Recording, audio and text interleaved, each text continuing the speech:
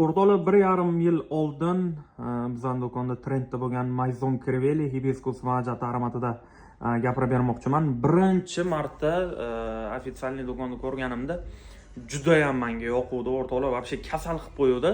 Olib kelganimizdan keyin unchalik trend bo'lib ketmadi, lekin bir oydan keyin mijozlar o'rganib qolishgandan keyin aromat polkadan sразу momentalni yo'qoladigan parfyumlar qatoriga kirdi. Bu aromatimiz o'rtoqlar, qaranglar. Hibiscus guli bu faqat Xitoyda o'sadigan atir gul hisoblanadi. O'rtoqlar vanil, черный смородинani list nima deydi? O'sha listidan qilingan aromat juda ham gap yo'q, lekin aromat juda zo'r. Sizlarga qanaqa eshitiladi o'rtoqlar? Yumshoq, menga tropический aromatlarga o'xshab ketadi, lekin bu aromatimiz tropический emas. Karkada choylarni ham hidi keladi. Juda bir noodatiy aromat, barchaga tavsiya qilamiz. Hozirgi kunda lekin shaharda trend bo'lib ketibdi aromat. Juda ham xursandmiz. Bemalol do'konimizga kelaverasizlar.